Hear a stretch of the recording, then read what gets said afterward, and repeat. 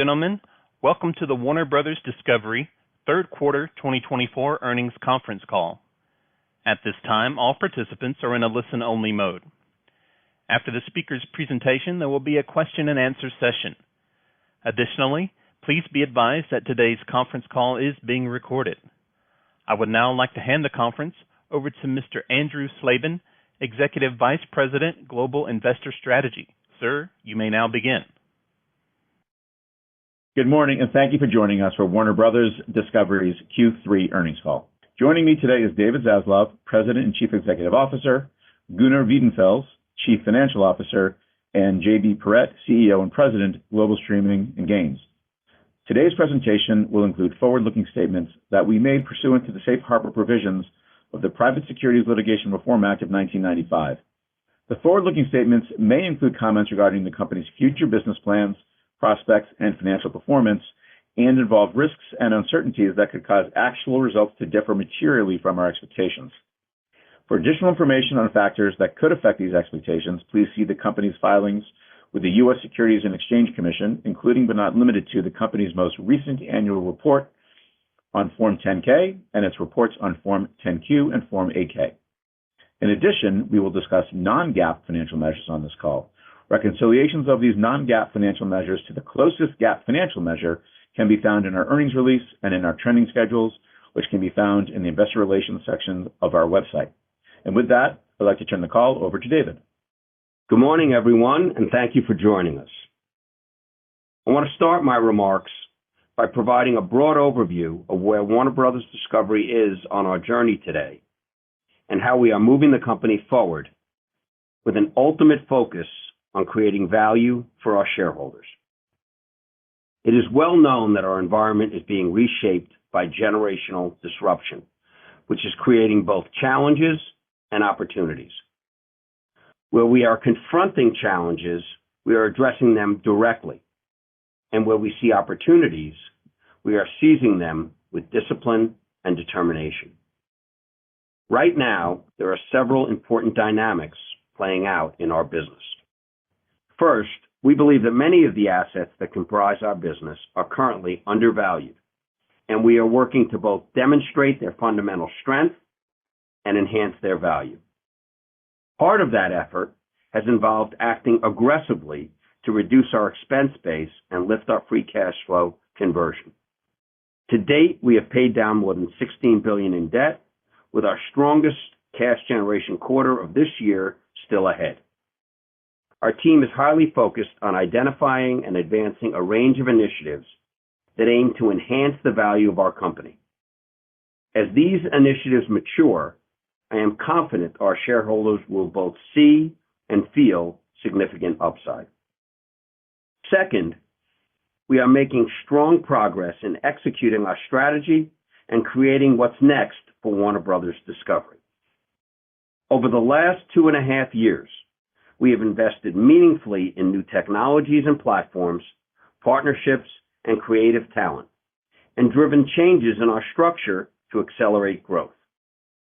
Today, those investments are delivering clear bottom-line results in our direct-to-consumer segment. We are making substantial progress at Max, where, as I will describe in more detail shortly, strong subscriber growth is driving increased revenue and profitability. And while we are encouraged by our progress, we have more work to do to deliver the kind of results we and you expect. But, to be clear, I can assure you we are doing the work necessary to evaluate all steps, operationally and strategically, to improve performance and unlock shareholder value. As I have conveyed to our employees, there are 3 prongs of attack to deliver expected shareholder gains. First, deploying Max globally as a distribution and storytelling platform, enabling it to achieve its full potential in both reach and profit. Second, optimizing our networks business, including our U.S. linear television business. And third, returning our studios to industry leadership. I will briefly address our performance and outlook in each of these areas, and Gunnar will then share more financial detail by segment. First, it has been a very important and successful quarter in Max's development and deployment. Anyone who has listened to one of our earnings calls over the last 2 years knows Max's importance to Warner Brothers Discovery. We possess and produce tremendous content, film, TV, news, and sports. Building a leading, fully global direct-to-consumer platform to make that content available has been a clear strategic initiative. Getting Max right has required patience, discipline, and substantial investment. Today, those investments are delivering clear results, both in terms of subscriber-related revenue growth and bottom-line impact. At the beginning of the year, Max had only launched in the U.S. 9 months later, Max was available in 65 markets. We have added 13 million subscribers, thanks in part to 7.2 million additional subscribers in the third quarter alone, and now have more than 110 million subscribers globally. Equally encouraging, we're beginning to see real acceleration in subscriber-related revenue growth and significant profitability growth. Overall, our direct-to-consumer revenue of $2.6 billion is up 9% year over year, and EBITDA of $290 million is up more than 175% year over year. And in the fourth quarter, we will enjoy another quarter of strong revenue, profit, and subscriber growth. What's driving this success? First, of course, we have great content. While technological advancements have placed emphasis and attention on distribution, the history of entertainment shows great content always wins. We are also improving the cadence with which we put the content people most want to see in front of them. Beginning this past June with Season 2 of House of the Dragon, and continuing now with The Penguin, and extending forward with titles like Dune Prophecy, White Lotus, The Last of Us, and Peacemaker, just to name a few. Max is delivering tentpole shows, new originals, and feature films on an even more consistent basis. Internationally, our success is being driven by delivering that beloved content, as well as new originals with local sports in most international markets, and 15-plus years of local language content, all on our streaming platform throughout Europe and Latin America in a way that few others can rival. The critical role Max played in being the home of the Olympics in many markets across Europe in Q3 is just one example. Even without the Olympics, we expect our momentum in driving Max subscriber growth to continue going forward. Later this month, Max will launch in 7 markets across Southeast Asia, and next year, Max will launch in Australia and over a dozen other markets, with more to come, including 3 of the biggest markets in Europe in 2026. Long term, we believe our content will continue to provide us a meaningful competitive advantage, and we are only scratching the surface of what we can achieve through added scale. Based on everything we are seeing, we are highly confident we are on track to meaningfully exceed our target of $1 billion in EBITDA in 2025. Next, I want to talk about our networks business. While the challenges and headwinds we face in our U.S. linear television business are well known, this is still an extraordinarily important part of our business. Linear TV is a core vehicle to deliver WBD storytelling to hundreds of millions of fans worldwide, and the significant profits it generates helps fund building the investments that will carry Warner Brothers Discovery into the future. The best evidence of the important role our linear business continues to play for Warner Brothers Discovery is in the renewal agreement we struck with Charter Communications in September. This agreement was a victory for both companies and represents an innovative way to best serve customers as our industry continues to transform. In extending Charter's carriage of our linear networks, while also giving their subscribers ad-light access to Max, our company struck a deal that's mutually beneficial, where the consumer wins most of all. In their Q3 earnings communications, Charter discussed plans to lean more aggressively into its video product, which they attributed to providing enhanced value to their customers with increased access to streaming services like Max. We are optimistic this is a sign that these types of agreements will create more stability in our industry. Lastly, I want to address the work that obviously needs to be done to return our studios business to industry leadership. There have been some real bright spots in our studios business. Our TV studio is on track to have its most profitable year in scripted content in the last 5 years. It's currently making over 80 live-action scripted, unscripted, and animated series for nearly 20 platforms, including all the major U.S. broadcast networks and key U.S. SVOD platforms.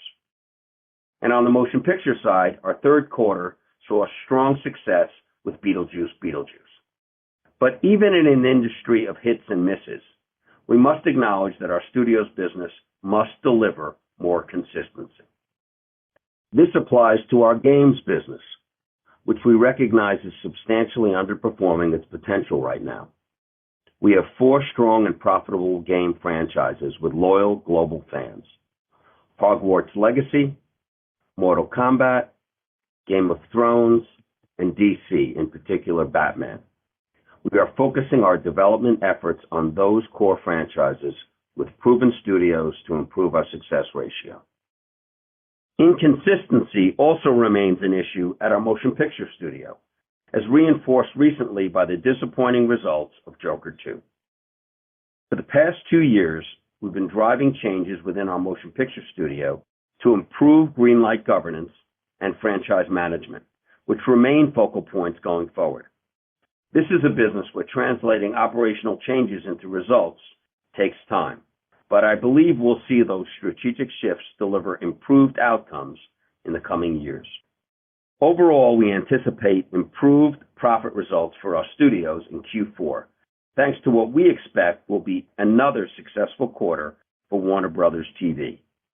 Gunnar will take you through some decisions we made in content licensing that have negatively impacted this year's financial results, but we believe will lead to significant growth opportunities in the future. And over the next several years, we expect our games and motion picture businesses to deliver more consistency, resume industry-leading performance, and contribute substantially to Warner Brothers Discovery's business success. Before I turn it to Gunnar to provide more detail on our financial results, I want to offer a final thought on the power of what we are building.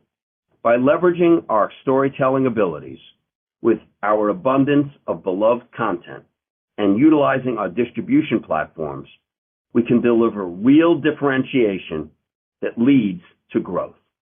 Look no further than The Penguin. The Penguin, which spotlights a well-known DC comic character, building on the success of the Batman, was envisioned by HBO with creative talents like Matt Reeves, Lauren LaFranc, and Colin Farrell. Produced by Warner Brothers Television, distributed on HBO and Max to viewers all over the world, promoted across the Warner Brothers Discovery landscape, critically acclaimed, commercially successful, stories like The Penguin that can shape culture, spark conversations, and become appointment viewing always win over time. When you look at our unique ability to create great content, distribute great content, and market great content, it reinforces why we are so well positioned to stand apart from the pack over the long term. So I will conclude by saying 2 things are true. Our industry is experiencing generational disruption, presenting us with both challenges and opportunities. At the same time, our strategy is succeeding in important ways. When this period of extraordinary disruption settles, based on the momentum we are seeing in our direct-to-consumer segment, the work we've done to sustain our linear TV business, and what we're doing to return our studios to peak performance, I remain confident that Warner Brothers Discovery will be one of the companies leading the global media industry into the future. Thank you, David, and good morning, everyone. I'd like to begin my remarks with some comments on direct-to-consumer, where we are seeing strong momentum across key operating and financial metrics: net subscriber adds, subscriber-related revenues, and EBITDA. Reaching this inflection point has clearly been a priority, and I'm excited about the traction we've seen and enthused with what we expect for the quarters ahead.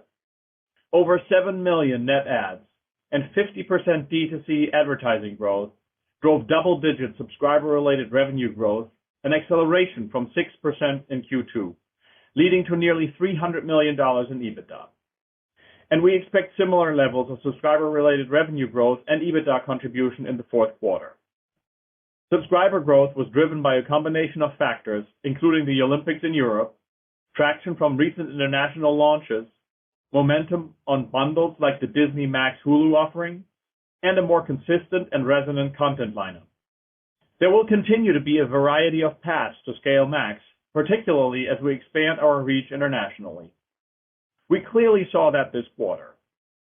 It is also clear that the many options to reach consumers directly, bundled, in partnership, or more traditional wholesale arrangements will naturally have implications for certain KPIs. That said, the financial framework in which we are managing the D2C business has not changed. First, we will always be guided by a core focus on lifetime value relative to subscriber acquisition costs, whether it's evaluating a specific market or the model employed to launch in a market, partnership, or direct retail.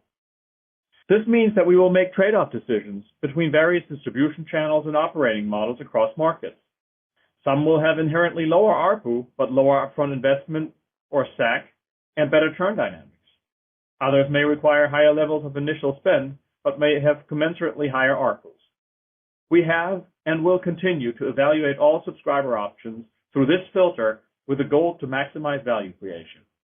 Second, we are focused on subscriber-related revenue, that is, subscription and advertising revenue, as the best measure for the progress we are making in scaling the D2C business.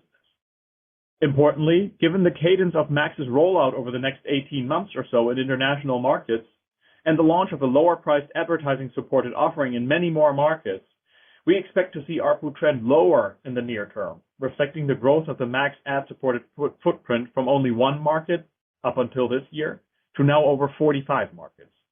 However, we expect further strong subscriber-related revenue growth and EBITDA going forward, as well as enhanced retention, the cadence of which will reflect when, where, and how heavily we invest in subscriber acquisition. Turning now to total company advertising, which declined 7% ex-FX during the third quarter. The sequential step down was as expected and was in large part due to our seasonally slower sports schedule, with networks advertising down 13% ex-FX. Additionally, while we benefited modestly from the Olympics in Europe, our much larger U.S. business was adversely impacted by the Olympics. D2C advertising, however, continued to grow at a nice pace, up over 50% ex-FX behind healthy demand for Max in the U.S. Global ad-light subscribers grew over 70% year over year, with approximately 40% of global gross ads taking the ad-light tier in Q3. While the international contribution to D2C advertising is still quite small, we see opportunity ahead as we scale the subscriber base and drive monetization. Networks distribution revenue was down 7% ex-FX and down 5% excluding the impact of the AT&T sports nets. Our affiliate renewal pipeline is active, and we remain focused on working with our partners across the fluid distribution landscape. The recent Charter deal we've referenced is a great example of both the great value of our content to affiliate partners as much as to consumers, and the greater flexibility in the industry to come up with forward-facing new deal structures, with the potential to have a meaningful positive impact on the trajectory of our linear and D2C business. We are seeing strong evidence of the great financial benefits of these new deal structures across our international footprint. As the long list of our international distribution renewals this year has shown, we have indeed enjoyed net growth in total revenue to Warner Bros. Discovery across these partnerships, as our concessions on the linear side have been more than offset by strong gains at D2C. Turning to studios, performance in the quarter was subpar relative to our internal expectations, notwithstanding the difficult comparisons with Barbie last year. Results were impacted by games, for which we took another $100 million plus impairment due to the underperforming releases, primarily Multiverses this quarter, bringing total write-downs year-to-date to over $300 million in our games business, a key factor in this year's studio profit decline. In Q4, we expect games to be flat to modestly better year-over-year, as last year's launch of Hogwarts Legacy on the Switch platform in November is offset by lower costs. Film results performed relatively well in the quarter, largely driven by Beetlejuice, though, as noted, Barbie in the prior year, and the bulk of the marketing spending for The Joker Folie à Deux ahead of its October release weighed on year-over-year trends. Despite Joker's underperformance, which will indeed weigh on Q4 profitability, we currently forecast the film business to perform more or less in line with Q4 of last year. As a reminder, we had 3 theatrical releases in the last 2 weeks of 2023, for which we realized hefty marketing spend with a relatively limited amount of revenue. We have only 1 release remaining in Q4, which is the modestly budgeted Lord of the Rings animated movie War of the Rohirrim. Warner Bros. TV, on the other hand, is going from strength to strength. While TV did have a favorable year-over-year comp against the impact of the strikes last year, the underlying performance remains robust. Within a marketplace enduring some headwinds, we believe we're benefiting from a flight to quality. We expect this momentum to continue in Q4, and TV is expected to be up significantly year-over-year. All in, we expect Studio Q4 EBITDA to be up a few $100 million year-over-year, depending on the timing of certain content licensing deals. As David noted, we are committed to improving overall performance and consistency of results, with an eye towards reestablishing the studio as an industry leader. In the near term, our film slate is one that I would characterize as more balanced, both creatively and financially, and we've sharpened our focus on budget discipline and accountability across all processes, across greenlighting, marketing, production, and resource prioritization. I expect this will help enhance both top and bottom line results. Further, I'd like to take a step back and discuss the role and impact of content licensing for our studio business. As I've mentioned previously, we are continuously evaluating how to best monetize our content, be it on internal or external platforms. And we make those decisions on a case-by-case basis, and they are informed by an increasing amount of data and intelligence collected across our business units. 2024 will be characterized by 2 factors. Number 1, generally relatively low avails for library licensing, and number 2, a significant year-over-year increase in internal licensing to support the rollout and growth of our global D2C product. And those are revenues that get eliminated at the WBD consolidated level. While these factors have no doubt burdened consolidated EBITDA and free cash flow in 2024 in a material way, they will clearly benefit our future financial performance. For the former, we see a return to more normalized availability levels starting next year. For the latter, we know we have significantly added to a valuable asset base that will pay dividends in top and bottom line performance of our D2C business for years to come. Finally, turning to free cash flow. We generated roughly $630 million in free cash flow. The nearly $1.4 billion year-over-year decline was largely due to higher net cash content spend as we lapped last year's Q3 strike impact and unfavorable Olympics-related working capital dynamics. Looking to Q4, while we expect another year-over-year increase in net cash content spend in Q4, free cash flow should again represent a healthy conversion of EBITDA. Net leverage at the end of Q3 was 4.2 times, a slight sequential increase and directionally in line with expectations given the seasonality of free cash flow and Olympics-related free cash flow headwinds. In the quarter, we repurchased and repaid nearly $900 million of debt and have about $300 million maturing next week. We continue to expect to delever year-over-year, albeit much more modestly than initially planned, in part due to the studio shortfalls and impairments. And we will continue to use virtually all of our free cash flow to retire debt as we continue to target 2.5 to 3 times gross leverage for the longer term. Lastly, I'd like to finish off where David began, and that is to re-emphasize the high degree of focus that we as a management team and the board have been placing on driving shareholder value. We continue to focus on executing our strategy and, as part of this, examining every angle and possible path to realize the longer-term value creation opportunity we see ahead for Warner Bros. Discovery.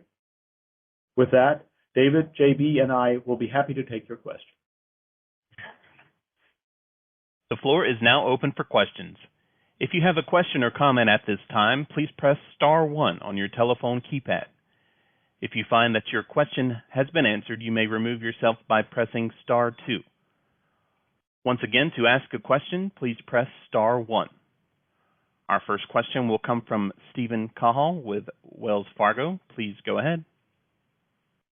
Thank you. So, Gunnar and JB, I think you talked about the opportunities to continue to acquire subs at DTC if they remain attractive, and you're not going to be shy about making those investments. And then you've also kind of qualitatively upgraded your expectation for DTC EBITDA and its ability to improve in 2025 to, I think, meaningfully above $1 billion now. So can you just talk about how those two things work together? It sounds like the investment is accelerating, but your EBITDA expectation is also accelerating. So we'd just love some more color on how we tie all that. And then David and Gunnar, you've talked about reducing your expense base, and you've done a lot of that on this journey. It seems like DTC is kind of through the cuts and back into growth mode. When do you think that studios and networks may sort of get through a period of efficiency and cost reduction to where you're talking more about maybe investments in growth in those businesses again at the bottom line? Thank you. Yeah. Morning, Steve. Let me take those two. So, one of the great things about the way the D2C business and our global rollout has been sequenced is that we are enjoying two things at the same time. Growth from new markets and rollout in new territories, which inevitably lead to investments initially and startup losses. But at the same time, we're benefiting from the maturity of our business in established markets. That's why we have been able to get to this combination, as David called out in his prepared remarks, of sub growth, revenue growth, and EBITDA growth at the same time. If you double click into there, obviously there are markets that are very profitable right now and others that are still loss making. But I'm very confident that we will be able to continue executing with that kind of a profile. In terms of your question on the expense base, as you heard us both talk about earlier, for the studio, we got to remember that this is a long cycle business. A lot of the changes that we have put in place, while they have been as transformational as, for example, in the D2C space or networks, it's going to take a little longer for the financial impact to become visible. And what we are going to continue doing across all of these segments is operate with a very clear focus and discipline when it comes to making sure that we invest the right amounts and that we cut back where we don't see the returns. Just to address this moment of growth that we're seeing on Max, it's a meaningful moment for us. We spent over 2 years building this platform. Max was losing several $billion. We have been focused on finding the right mix of content, local sport, local entertainment, together with the great content from Max and HBO, making sure that lineup on Max and HBO is substantial. And then finally, launching it. And we didn't launch really until 2/3 through the first quarter. And so seeing this kind of growth, while at the same time having sub growth, profit growth, it's a meaningful moment. And JB, you are on the ground. We expect that very substantial growth to continue. We expect every quarter that we're going to be seeing revenue growth, profit growth, and subscriber growth, really because the offering that we have is being very well received, and it's demonstrated by the subscribers. So just talk a little bit about what you're seeing, JB. Yes, Stephen, it's a material inflection point this quarter because, as David said, it's been a long road over the last 2 years preparing to get to this point. And really, the most exciting part is this is still very early innings. We have 2+ years of growth ahead of us, driven by a number of different growth vectors. The first and foremost, as David said, is our content lineup has gotten a lot stronger, more consistent, better cadence, helped by the fact that when we launched Max in the U.S., unfortunately, we were at a low point in our tentpole release schedule just based on timing. The strikes, we had to push stuff out last year. And so 24 and well into 25 and 26, we have a much better content cadence and content strength as we look forward, bolstered also by, as we roll out internationally, the fact that we've been investing in local content for decades in a lot of the biggest markets outside the U.S.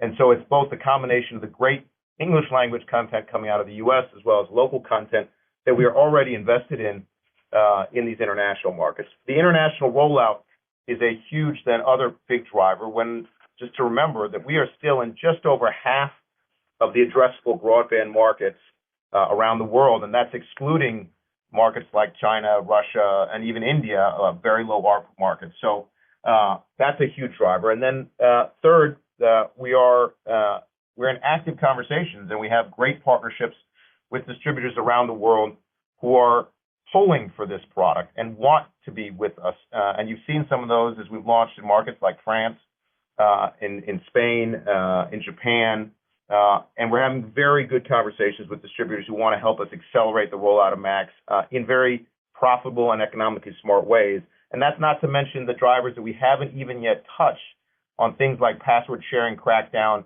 still better product experience where we've gotten better but are not great yet. And so we have a lot of growth drivers still ahead of us. Thank you. Thank you. Our next question will come from David Karnovsky with JP Morgan. Please go ahead. Hey, thank you for the questions. Post reaching your agreement with Charter in September, interested to know if you've had discussions on similar structures with other distributors, whether you think that model is applicable elsewhere. And then just following up on the studio comments, you pointed out in the past the theatrical slate is one that you've largely inherited from the prior management. How should investors view the differences from this point? What's notable in terms of the approach the current team has brought? Thank you. Thanks, David. Look, on the studio side, we have an industry-leading TV production business that Channing Dungey runs. It's quite substantial. We have some of the best writers, directors, and we're seeing that even in a market that's down substantially, we're really growing with brands, with content that is carried on almost every platform and generating real economic value. The studio business, it's a long cycle business. We've talked about it for a long time. I think we've made real progress in terms of our focus. We're going to start to see the lineup from James and Peter. They'll be rolling out the first part of a 5 to 10 year plan on DC this summer with Superman. And it's quite exciting what they have in store because I think DC has a lot of potential. And we've been working on that for 2 years. And Mike and Pam will start to see their lineup this year. So this year and next year, we'll start to see the films, that they had from start to finish with the talent that they believe was going to generate the most value and the most opportunity for growth for the company. And finally, I think we're through some of the worst, and it hasn't been pretty on the gaming business. But we have 4 games that are really powerful and have a real constituency that love them. And we're going to focus on those 4 primarily. And we're going to go away from trying to launch 10, 12, 15, 20 different games. And I think we have a real chance now with focus to have the gaming business be steadier. So I'm very encouraged. Our ambition to get back to at least $3 billion and then start growing. And there's a lot of building blocks that with wind at our back in order to get there. So thank you. On Charter,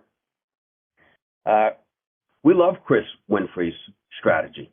It's a strategy of embracing multi-channel to the home through the cable distributors, and at the same time giving a very contemporary consumer experience. You could watch it on cable, you have your broadband, and you could watch it in streaming.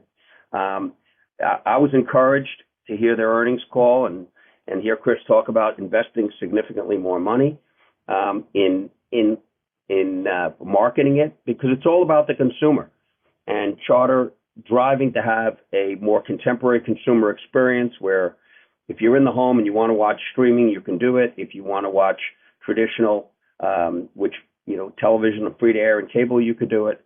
And there were 2 parts to that deal. There was our networks, where we make up the majority or a very big portion of basic cable, and we've been investing in those networks, whether it's CNN or Food or HG or ID.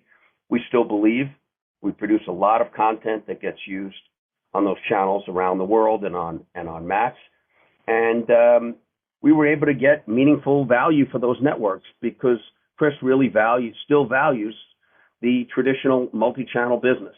And we expect and we will drive to maintain those kind of economics across the board. And we're finding real value in our distribution deals domestically and around the world. So that was really an innovative deal. We hope other distributors will do it. We're in some discussions with some that are quite interested in doing it, and we'll just have to see.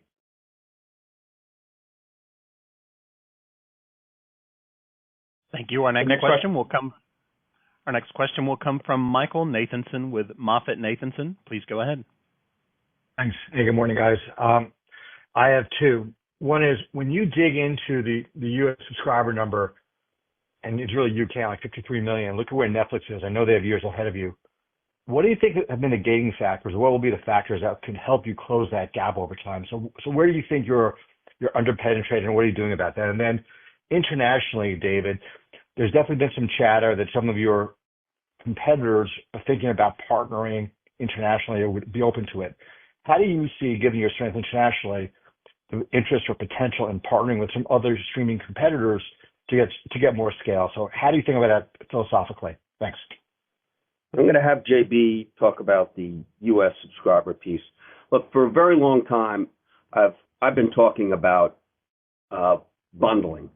And bundling originally was a better consumer opportunity on the economic side. But what we've learned is it really needs to be a better product so that a consumer can come in and not just pay less for 2 products or for 3 products together, but also can navigate seamlessly between those products.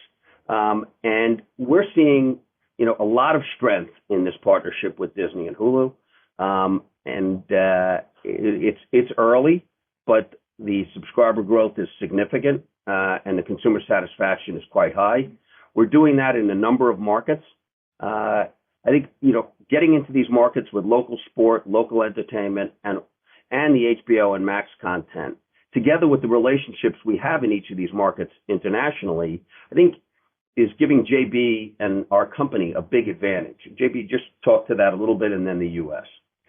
Yeah, I mean, look, the demand for Max as a product in every conversation we have with partners outside the U.S. and in the U.S. Is very high and growing. And I'd say, particularly as it may seem like we're coming later to the market, the flip side is they've learned a lot over the last 2 years about some of the other products that are in market and the specialty products that may be in market that they originally partnered with, and ultimately saying, we need something that's broader and that's higher quality. And the flight to quality that Gunnar mentioned in his comments, I think is true also about the consumer, where ultimately people are looking more and more for the service that has a curated, higher quality experience. And Max delivers that in spades. And so the demand on the partner side to find innovative ways to help us drive distribution is very high and is key as we're seeing our international rollout accelerate, and is part of what's driving that growth. And it ties back to your question on the U.S., Michael. The reality is, I think there's 2 things in the U.S. you got to remember. Number one is our mix is changing, and we are growing on a retail and a hybrid basis, based on the fact that we're still facing the headwinds of wholesale decline, just like the pay TV universe, based on the legacy HBO model. And so while that bucket is continuing to drain a bit, we are refilling it, and in some cases more than refilling it, with retail subs. So we are seeing growth there. The penetration gap, as you mentioned, is largely in lower income, more price sensitive households, sub $100,000 households, where naturally the fact that they already have maybe 1 or 2 other streaming services, we become a in demand but harder to finance proposition. And so the solution there we look at is really 3 things in particular. The ad light SKU is obviously very important to us, and that one I think is obviously the best way we can penetrate those more price sensitive consumers. The bundles you're seeing us do with the likes of Disney and Hulu, we're seeing very early but very good progress on trying to figure out new ways to grow with more price-sensitive consumers. And then the partnerships that David mentioned earlier with the likes of a Charter, with the likes of DoorDash and some of the other partnerships we've done in the marketplace are helping us find new angles and new paths to get to those more price-sensitive consumers. Finally, Michael, I've been saying for a long time, this is an industry that really needs to meaningfully consolidate. And it's really driven by the consumer experience. Consumers put on a TV set and they see 16 apps. And each of those are doing different pricing, and you're sitting there with your phone and Googling where a show is or where a sport is, and you're going from one to another, and there's so many that you have to go to a separate page. It's just not a good consumer experience. It's not sustainable. And there probably should have been more meaningful consolidation, whether that's through, and you're starting to see it now. You're starting to see fairly large players saying, hey, maybe I should be a part of you, or maybe I should be a part of somebody else. But also, and that could happen by, one could be bundling, the other could be actually coming together where some of these players will not have independent offerings, but will only be offered domestically or internationally as a pairing, or where you would maybe give a little bit of equity to some of the players depending on the market. And finally, just outright consolidation of an industry that is in a generational disruption that's facing real challenges. And we have an upcoming new administration, and it's too early to tell, but it may offer a pace of change and an opportunity for consolidation that may be quite different, that would provide a real positive and accelerated impact on this industry that's needed. These are great companies, and if the best content is going to win, there needs to be some consolidation in order to have these businesses be stronger and to have a better consumer experience. Thanks, guys. Thank you. Our next question will come from Rich Greenfield with Lightshed Partners. Please go ahead. Hi. Thanks for taking the question. I know you all don't usually comment on specific upcoming renewals, but I think you have a host of deals coming up for renewal with Comcast, both domestically as well as abroad with their Sky division. And, what gives you confidence as you head into this global renewal with Comcast and Sky, especially without the NBA? And I realize there's a lawsuit still in process there, but investors certainly view the renewal as critical to the sustainability of the cable network cash flows. And I think, just relating to your consolidation point a minute ago, David, I think the sustainability of those cable networks plays a lot into how people think about the potential of longer-term strategic maneuvers. So anything you could say to help us understand how you're thinking about that renewal would be great. Thanks. Well, we don't talk about timing or really about specific deals, but Brian and I have been in business together for almost 40 years. And we've been doing deals together domestically. We did deals. We're together with Sky in the UK, Germany, and Italy, and we've done all kinds of deals on ad tech, on advertising, in order to create value for both companies. And so as I look to the future, I think one, that we have content that's highly valued, and that provides a very big portion of the value of the basic cable bundle, because we're investing so much in providing unique content, and I think that's recognized by all distributors. And we look forward. We're even in business with Comcast with Harry Potter, and which has been hugely successful for them and very successful for us. And so I expect that we'll be doing a lot more stuff together in the future. Thank you. Thank you. Our next question will come from Jessica Reif Ehrlich with Bank of America Securities. Please go ahead. Hi, a couple of questions. David, you kind of just alluded to this, but there's been big news flow recently with the best outcome politically, you would think, for M&A with the Republican sweep. One of your competitors said on their call last week that they were considering spinning out cable networks and emerging streaming. Another competitor said in their proxy you guys were in discussion. So given all of that as a backdrop, can you give us your current views of a sale or spin of some assets and or acquiring other assets, and maybe your views of a possibility of someone rolling up cable networks? And then a completely separate question. JB just alluded to this, but what do you consider in DTC?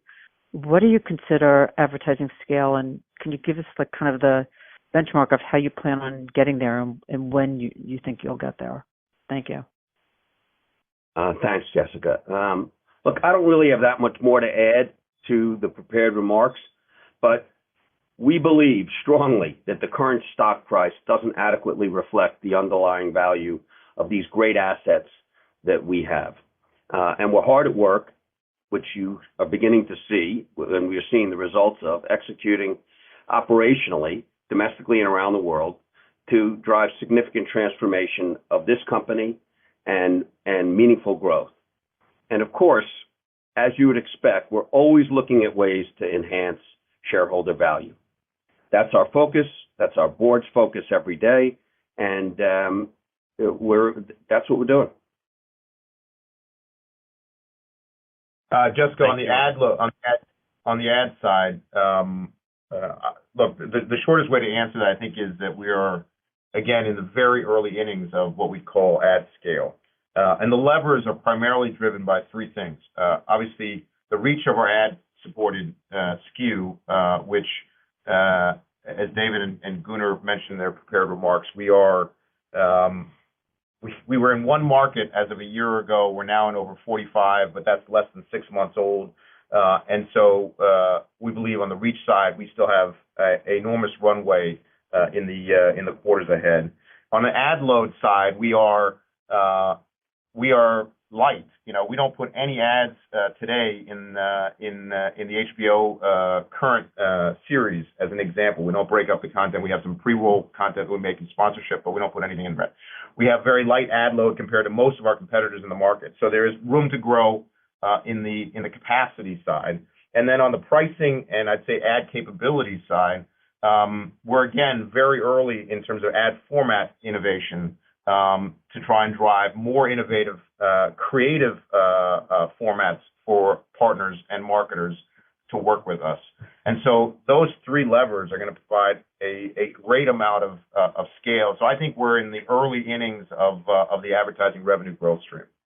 Look, we have seen on cable that too much advertising really presents consumer challenges in terms of how nourished they are and how much they like the platform. And it's one of the reasons why, as we build the quality platform globally with the best content, the best local content in sport, that we don't want to make that same mistake that this industry made. And as others add a lot of inventory, we really like the idea that we're not doing that. You're not going to be interrupted watching House of the Dragon or White Lotus, at least for the foreseeable future. We think part of the quality is the quality of the experience. Thank you. Our next question will come from Brian Kraft with Deutsche Bank. Please go ahead. Hi, good morning. I guess I wanted to ask too, if I could, just first on pricing, how much of a D2C revenue driver do you anticipate price increases will be over the next couple of years? Can you talk about how much pricing power you think you have today and how important growing engagement is in order to sustain that going forward? And then I just had one on the cost side. Gunnar, can you talk about the opportunity you see to lower costs in the linear networks business next year in order to mitigate, the obvious continued secular revenue declines in advertising and affiliate? Thank you. Yeah, thanks, Brian. We look on the pricing side. I'd say we've, from what we've seen over the last 2 years in the U.S., we've done 2 price rises. We think the premium nature of our product in particular lends us to have a fair amount of room to continue to push price. We've been judicious about it, but every price rise we've done so far, the churn has actually been lower than we projected and expected, and the retention continues to be strong. The other thing that we haven't seen, which is sort of a form of a price rise, if you will, and I mentioned it earlier, is that we haven't done anything. We will kick off some very soft messaging later this quarter around password sharing. And that, as we kick into 25 and into 26, you'll see more and more progress on that, which in effect is a form of a price rise. We're obviously asking members who have not signed up or multi-household members to pay a little bit more. And so you're going to see that as an additional kicker. And then internationally, I'd say is a place where we haven't actually, we've been more judicious, I'd say, on price. And as we get the product rolled out, remember, we're only barely 6 months into the rollout internationally, that we see additional opportunity. Not to mention, the last thing I'd say is, as Gunnar said, we're focusing on LTV as well. And so the price is critical, clearly, but the retention dynamics and some of the value, even at a slightly lower price in the absolute ARPU level of these bundles, we're starting to see really, really positive signs in the retention that make us much more confident on the growing LTV of those subscribers at the same time. One of the advantages of the bundles is it's a true direct-to-consumer offering. So there is no shared revenue with any of these, the channel stores that have been, effective in building the service. It's, so that you can actually do a consumer discount and you could still have your ARPU higher because all the economics are coming to each of the bundled products.